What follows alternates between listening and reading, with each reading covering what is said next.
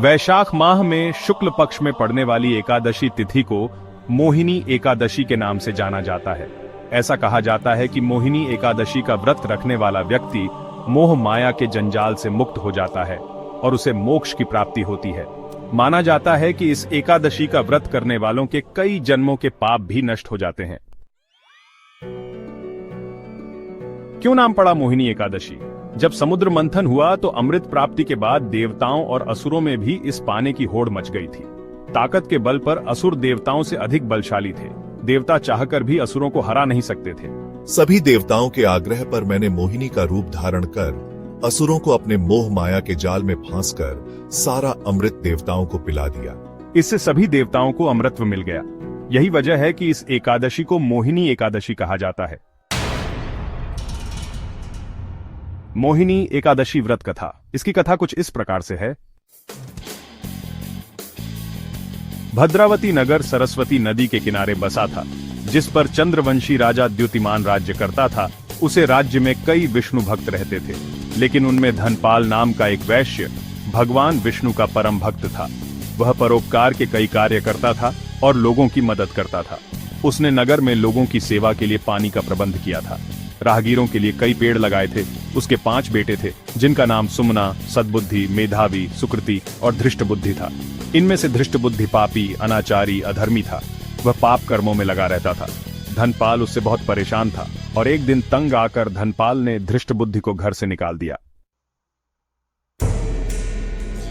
बेघर और निर्धन होने पर उसके दोस्तों ने भी उसका साथ छोड़ दिया। उसके पास कुछ भी खाने पीने को नहीं था, तो वह चोरी करके अपना गुजारा करने लगा। एक बार उसे राजा ने पकड़ लिया, लेकिन धर्मात्मा पिता की संतान होने के कारण छोड़ दिया गया। दूसरी बार पकड़ा गया तो राजा ने उसे जेल में डाल दिया। तीसरी बार चोरी करते हुए पकड़ा गया तो उसे नगर से बाहर कर दिया गया। एक दिन वह भूख प्यास से परेशान होकर इधर उधर घूम रहा था। तभी उसे कौंडिन्य ऋषि का आश्रम दिखा और वह वहां चला गया। वह वैशाख का महीना था।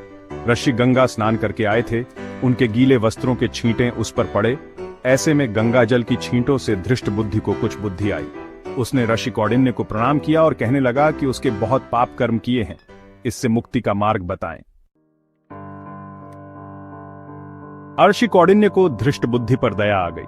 उन्होंने कहा कि वैशाख शुक्ल एकादशी को मोहिनी एकादशी का व्रत करो, इससे तुम्हारा उद्धार होगा। इस व्रत को विधिपूर्वक करने से समस्त पाप नष्ट हो जाएंगे और तुम पुण्य के भागी बनोगे।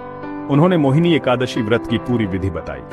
मोहिनी एकादशी के दिन उसने ऋषि के बताए अनुसार विधि विधान से व्रत किया और विष्णु पूजन किया। व्रत के पुण्य प्रभाव से वह पाप रहित हो गया। जीवन के अंत में वह गरुड़ पर सवार होकर विष्णु धाम चला गया। मोहिनी एकादशी पर व्रती को सुबह जल्दी उठकर स्नान ध्यान करने के बाद एक चौकी पर भगवान विष्णु की प्रतिमा या तस्वीर स्थापित करनी चाहिए। इसके पश्चात भगवान को स्नान करवाएं और उनको पीले वस्त्र पहनाएं।